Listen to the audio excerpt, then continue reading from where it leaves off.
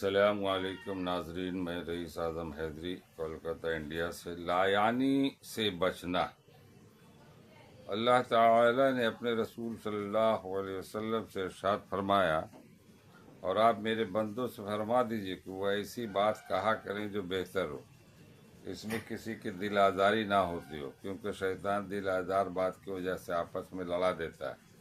واقعی شیطان انسان کا کھلا دشمن ہے۔ بنی اسرائیل، اللہ تعالیٰ نے ایمان والوں کی ایک صف یہ ارشاد فرمائی کہ وہ لوگ بیکار لایانی باتوں سے اعراض کرتے ہیں۔ حضرت ابو ہریرہ رضی اللہ تعالیٰ عنہ سے روایت کرتے ہیں کہ رسول اللہ صلی اللہ علیہ وسلم نے ارشاد فرمایا، آدمی کے اسلام کی خوبی اور کمال یہ کہ وہ فضول کاموں اور باتوں کو چھوڑ دے۔ ترمذی۔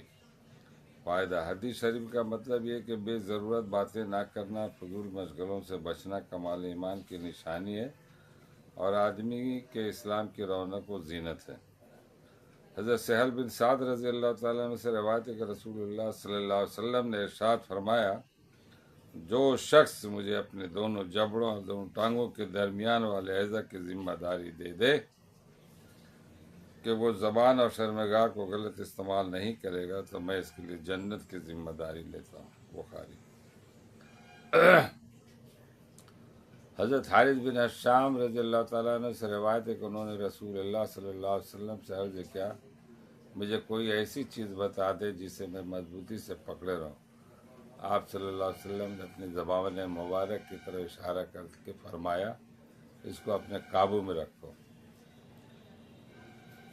زبان سے لوگ جو بول دیتے ہیں، جب چاہتے جس کو بول دیتے ہیں، تو اس سے کیا ہوتا ہے کہ بہت نقصان ہوتا ہے۔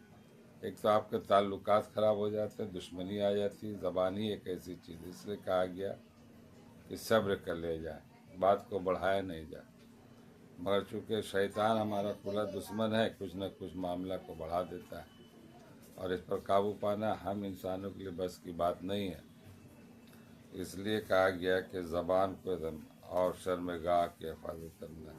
اگر یہ دو چیزوں پر کنٹرول کرے تو اللہ تعالیٰ تو اس کے لیے جنت کی ذمہ داری لیتا ہوں۔ اللہ کے رسول صلی اللہ علیہ وسلم فرما رہے ہیں۔ تو یہ ہے معاملہ، ہم لوگوں کو ان سب چیزوں سے بچنا چاہیے، اور آپ لوگ بھی کتابوں کا مطالعہ کریں، پڑھیں، ایک لائن ہی پڑھ لیں اور ایک بات کو گرا باندھ لیں، ایک بات روز عمل کر لیں۔ مثال کے طور کہ آپ یہ قصد کر لیں کہ میں جھوٹ نہیں بولوں گا۔ جھوٹ بولنے کا یہ بولے کہ حلال کھاؤں گا، حلال رزق کماؤں گا، نمازوں کو پڑھوں گا، کسی کو تکلیف نہیں دوں گا، اگر کسی کو فائدہ نہیں پہنچا سکتے تو نقصان بھی نہیں پہنچائیں گے۔ تو ان سب چھوٹی چھوٹی باتوں پر اگر آپ گرفت کر لیں اور اپنی زبان پہ کنٹرول رکھیں تو بڑی بات ہے۔ مگر ہوتا ہے کیا کہ آج کل بہت زیادہ لوگ بولتے ہیں اپنے آپ، اور سمجھتے ہیں کہ ہم ہی سب سے زیادہ عالم، فاضل، عاقل، بالغ سب ہیں۔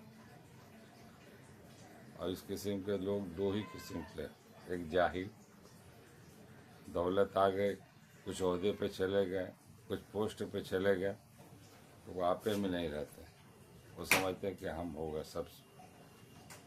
اس سب چیزوں سے بچنے کی ضرورت ہے۔ لہذا اللہ تعالی ہم لوگوں کو سمجھ فہم دے، عمل کرنے کی توفیق دے، پڑھنے کی توفیق دے۔ السلام علیکم ورحمۃ اللہ۔